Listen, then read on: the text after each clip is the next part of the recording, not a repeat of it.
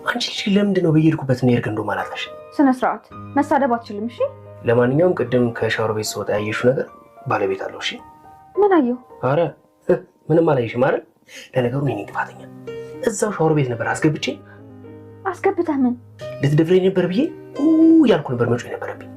እና አሁን እኔ ያንን ለምን አላደርግም? ልጩ ወይስ በጸባይ ትወጣለህ? አባዬ እሱን ታገቢያለሽ ስላለሽ ነው በተስፋ እዚህ ቤት የመጣሽው? ማ እኔ ነው ሀሚን ነኝ አንተን ማገባው? እንዳንተ አይነቱን ከማገባ ለምን ቆሜ አልቀርም? ጭራሽ በገዛ ቤት ይዘልፋ። እኔን እንደፈለጋችሁ መናገር ትችላላችሁ። አባቴን ግን ማንም ሰው እንዲናገርብኝ አልፈልግም። መልስ አትመልሽልኝ አልኩሽ እኮ። አንቺ ልትመቻት ነው ልጅ ላይ ልጅሽን አነሳሽው? እሺ ይቅርታ ትቼዋለሁ። ብቻዬን ሳበስል እኮ ትንሽ አረፈድኩኝ። መልካም ቁርስ ይሆንላችሁ። ለምን እንደዚህ ያደረግሽው ነው አሚን? አንቺ እኮ የቤት ሰራተኛ አይደለሽ። ልጆቼ ፍቃድ ከወጡ እሷ ብትሰራ ምን አለበት? አንቺ አፍሽን ዝግ ብዬሻለሁ። ጭራሽ ማየኝ ነው እንደዚህ የምትናገራት? ወይ ሰሞኑ ምንድን ነው የሆንከው አባዬ? ነው አሚን አሁን ነው ይሄን ልብስ አውቀሽ ነው? ለምን ምን ልትሆን እንዴ? ከኛ ጋር ምግብ እንድትበላ ነው። በእኔ በኩል ችግር የለም ዳድ፣ እንግዳችን አይደልሽ እንዴ? ሁለታችሁም በጣም ታሳፍራላችሁ። እኔ ከሷ ጋር ገበታ አልቀርም። ዝናሽ ምን ነው ለሷ ብለህ እኔ ላይ እጅ ልታነሳ ነው? እባካችሁ በቃ ተጨቃጨቁ። በእኔ የተነሳ እንድትጣሉ አልፈልግም። እኔ ኪችን ሆኜ መብላት እችላለሁ። ስለዚህ ነገሩ ተቋጨ ማለት ነው። አሁን በሉ ቁርሳችን እንብላ።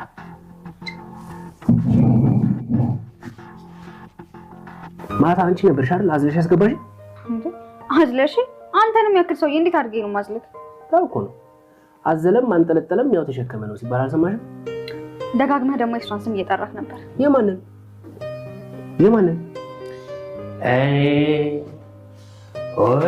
ወጅሻለሁ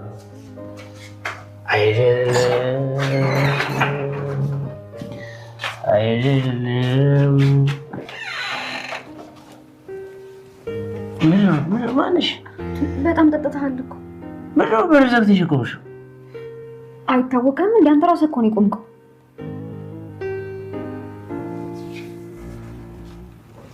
እኔ የምልሽ እቤት ደርሼ ነው ወይስ ቤት ያለሁበት መጥቶ ነው? እኔ ጉዴ ሲመስለኝ የምታወራውን የምታውቅ አይመስለኝም። በላ ግባ። አንድ ነገር ልንገርሽ ሻዳምሽ፣ የኔን አምራን ታውቂያታለሽ? እኔ አምራኔን በጣም ነው የማፈቅራት። በጣም እኔ እሷን አግብቼ ነው መኖር የምፈልገው። አምራንን ያጣኋት ቀን ነው እኔ ሰው መሆኔ ራሱ የሚያው። አምራኔ የኔ ቆንጆ አሁን ማፈቅርሽ የኔ ህይወት። ተኝቷል። እባክህ ዝም በል። በተለይ ደግሞ አቶ ሌኩን ከሰማ ጥሩ አይመጣም። ዳድ እንዴው ቀስቅሹ ይነሳ። እንደው የማናገረው ነገር አለ። እሱ እኮ እኔን በፍጹም ሊረዳኝ እንኳን አልሞከረም።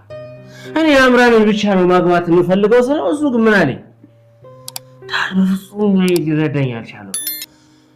ምን አንቺ እንደዚህ ብራብ መንገድ ዘግተሽ ቆመሽ እንደዚህ የምትለክፊ? አሁን በጣም ስለጠጣ ነው። ግባተኛ ነው ወደ ክፍለ ግባ። እኔ የምልሽ ክፍሌ እዚህ መምጣት አይችልም? ና ግባ። ነይሽ ልዘልሽ። ታዲያ አለካኒ ነኝ ሰከርኩ። እኔ ወድሻለሁ አምራኔ።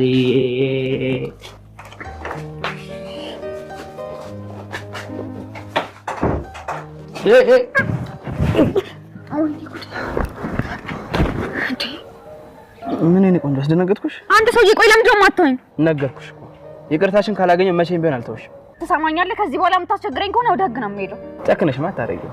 አንተ ማን ስለሆንክ ነው የማልጨክነው? አሁን በቃ ተው ልሂድበት። ከዚህ በኋላ እንኳን መለቅሽ አይመስልም። እስካሁንም ለለቀቅኩሽ በጣም ይቆጨኛል። ልቀቀኝ እያልኩ እኮ ነው። አሰማ። አሁንም እኮ የምጠይቅሽ አንድ ነገር ብቻ እኮ ነው። እባክሽ አንድ ድል ብቻ እስኪ። ይኸውልህ እማትተወኝ ከሆነ እጮሃለሁ። በቃ እጮሃለሁ። የሰያለ አሬሳ ያለ የሰያለ አስጥሉኝ አስጥሉኝ። የሰያለ ሊገለኝ ነው የሰያለ። እንዴ አንቺ ተረጋጊ እንጂ ሆነሻል። የሰያለ እርዱኝ እርዱኝ አስጥሉኝ። ኤርሚ ኑሐሚንን አንቺ ከተለየሽኝ በኋላ ህይወት በጣም ከብዶኛል። ላጠፋው ጥፋት በጣም ይቅርታ አድርጊልኝና ፍቅራችን እንደነበረ ይሁን እያለ በየሄደችበት እያሳደዳት ይገኛል። ኑሐሚን የተመለሰለት ግን ጥፊ ነበረ።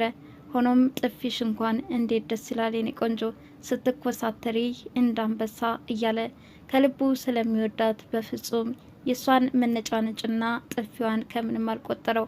ሆኖም በየመንገዱ እየተከተላትና አንዳንዴም ደግሞ መኪና ውስጥ ገብቶ ምን በአንድ ስህተት እንደዚህ አይነት ውሳኔ ትወስኝብኛለሽ? ቁጭ ብለን ለችግሮቻችን እንነጋገርና መፍትሄ እንፈልግ እያላት ነው። ኑሐሚን ካንተ ጋራ የምነጋገርበት አንዳች ምክንያት የለኝ። ከዚህ በኋላ በቅተኛል።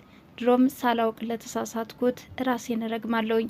በተለይ ደግሞ ከወንድ ተቀብላ እያመጣች የምትሰጥህን ገንዘብ አንተም ደግሞ በዚህ ሁኔታ እኛን እንደምታኖረን ሳስብ አጽያት ገንዘብ እየሰጠኝ እንደሆነ ተረዳው በማለትም ከዚህ በኋላ ደግሞ አንዷን ቅምጥ ለገንዘብ ብሎ ቀርቦ እሷን በፍቅር ህይወት እንደሚያኖራትም ስጋት ውስጥ እንደገባች ገልጻለታለች።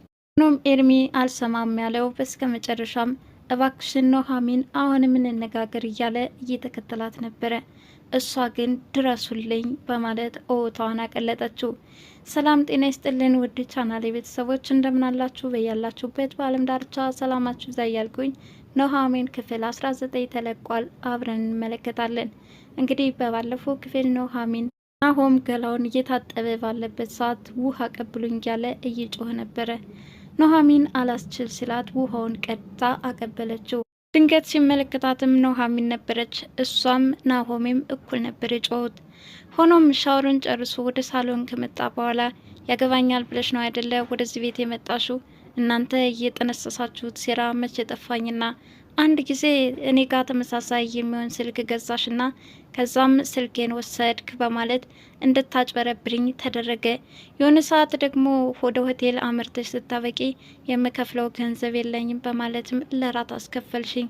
አሁን ደግሞ ከቤት መጣሽ። ይህ ግጥምጥሞሽ ሆን ተብሎ እንዳልተደረገ ገብቶኛል በማለት ኑሐሚንን እየነገራት ነበረ። ኑሐሚንም እውነቱን ልንገርህ አቶ ለይኩን ናቸው ወደዚህ ቤት ያመጡና አለችው። እናትና ልጅ ሳሎን ላይ ተቀምጠው ምግብ ማን ይስራልን በማለት ማማረር ይጀምራሉ። ሆኖም ለምን ያልሰራላችሁም አለች ምስኪኗ ኑሐሚን። ጭራሽ አንቺ አበካካሹንማ አንበላም በማለት የሴትየዋ ልጅ የሆነችው ኤሚ ማመነጫጨቅ ገባች። መቼ ቀመሽውና ነው የኔ ምግብ ይጣፍጥ አይጣፍጥ መጀመሪያ እንድሰራ ለምን አትፈቅዱልኝም አለች። አንቺ የሰራሽውንማ በጭራሽ መብላት አንችልም በማለት እናትና ልጅ እየተጋገዙ የሚጨቃጨቁ ገብተዋል። አባቷንም ጭምር ከዛ ውልቸር ላይ የሆነ በሽተኛ አባትሽ በማለትም የማይባል ቃላት ኑሐሚን ላይ ያዘንቡባት ገብተዋል። እኔን እንደፈለጋችሁ አባቴን ግን አትንኩብኝ፣ ይህን ሁሉ መስዋዕትነት እየከፈልኩ ያለሁት ለአባቴ ስል ነው በማለት ትመልሳለች። እንዴት እንደዚህ አይነት መልስ ትመልሻለች በሚልም ኤሚ ተነስታ ኑሐሚንን በጥፊ መታቻት። ኑሐሚን ትግስቷ ተፈታትኗት እሷም እጇን ልትዘረጋ ብትሞክርም ጭራሽ ልጄ ላይ እያለችም ለይኩን ባለቤት የሆኑት ወይዘሮዋ ተበሳጩባት። በኑሐሚን ላይ እየተጋገዙ ሁለታቸውም ሲሰድዋት ከቆዩ በኋላ ኑሐሚን ከፊታቸው ስትርቅ እርስ ተባባሉም ተሳሳቁም። ይህ ትዕይንት ከወይዘሮ ገነትና ከኤደን ጋር ይመሳሰል ነበረ። እዚህ ቤት የምናስወጣበት መንገድ እንደ ሳት ስንገርፋት ያኔ ራሷ ምርር ብላ ብን ብላ ትጠፋለች ነበር ያለችው ወይዘሮ ገነት። አሁንም ቢሆን ያቶ ለይኩን ሚስትና ልጃቸው ይህን ነው እያደረጉ ያሉት። ሆኖም አሁን ላይ ገንዘቤ እየወጣ ያለው ለአንቺ አባት እኮ ነው፣ እኔም ያገባኛል ባለትዳር እስከሆንኩ ድረስ አንተ ከመጣችሁ በኋላ ህይወታችን ተዘበራረቀ በማለትም መሳደብ ይጀምራሉ። ለኑሐሚንም ከዚህ በኋላ ሰራተኛ ሆና መቀጠል እንዳለባትም ይነገራታል። ችግር የለውም እሰራለሁ በማለት ፈቃደኛ ሆናም ትቀበላለች። ሽርጧን ለብሳ ቤት እያጸዳች ነበረ። አሁንም ቤቱን ዋልሽበት አደርሽበት በሚል አቶ ለይኩን ሚስት ትጨቃጨቃ ገብታለች። እዚህ ልብሷ እንዳለች ግን አቶ ለይኩን ወደ ቤት ሲመጡ ድንገት ይመለከቷታል። እንዴት እንደዚህ አይነት ልብስ ትለብሻለሽ? እኔ ገዝቼልሽ አልነበር እንዴ ልጄ? ምን ነው አሉ። እንግዲህ ወደ ሰራተኝነት እንደ ቀየሯትም ገብቷቸዋልና እንግዳ ብዬ እዚህ ቤት ባመጣቸው ጭራሽ ሰራተኛ አድርገሻት አረፍሽ በማለትም ሚስታቸው ጋር ይጨቃጨቃሉ። አቶ ለይኩን የኑሐሚን አባት ወደ ውጭ ሀገር ሄደው እንደሚታከሙና ለዚህ ደግሞ የገንዘብ ድጋፍ እንደሚያደርግላቸውም ይናገራሉ። ይህንን የሰማችው ኑሐሚን በጣም ትደሰታለች። አመሰግናለሁ አለቻቸው። ባለቤታቸው ግን ጭራሽ ውጭ ሀገር ወስደህ ልታሳክምልኝ ነው እያሉም ከልጃቸው ጋራ መሳደብ ይጀምራሉ።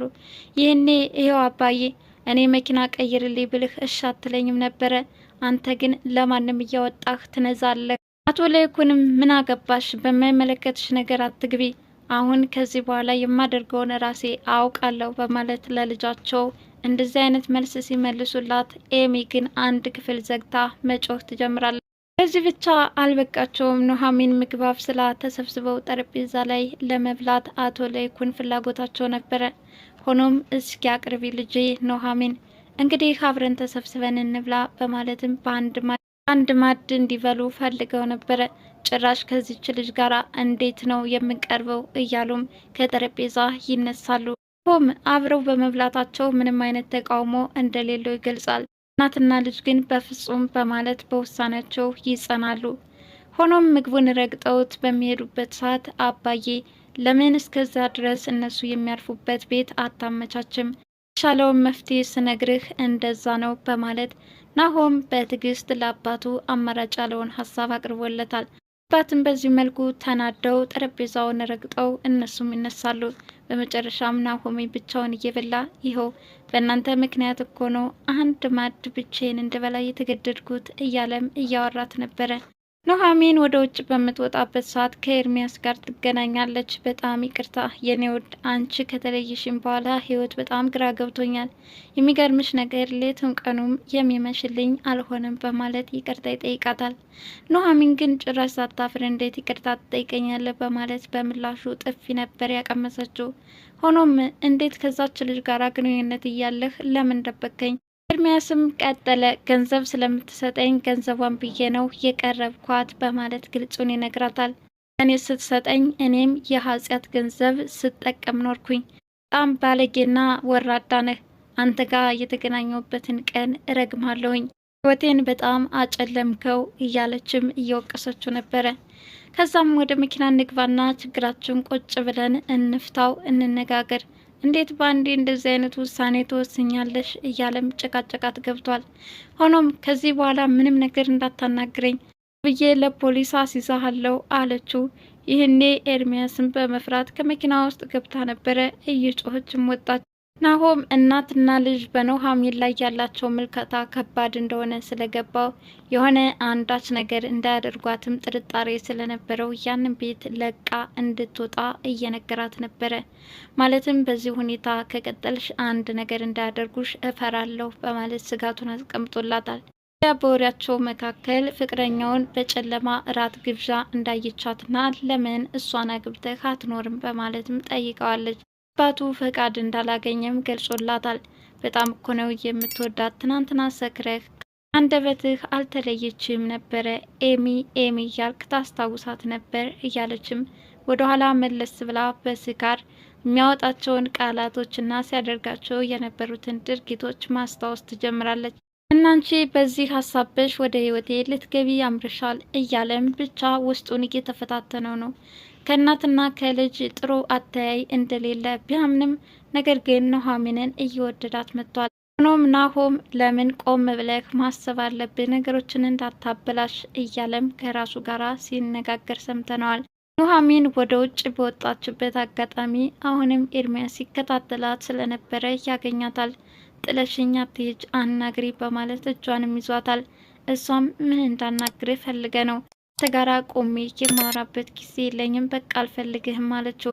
ቆይ እስኪ እንነጋገር፣ ይቅርታ አድርጊልኝ እያለ እየለመናት ነበረ።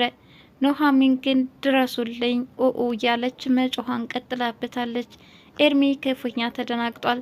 ምናልባትም ኦኦ ብላ በፖሊስ ልታስይዘው ይሆን? ኑሐሚን ያመረረች ይመስላል።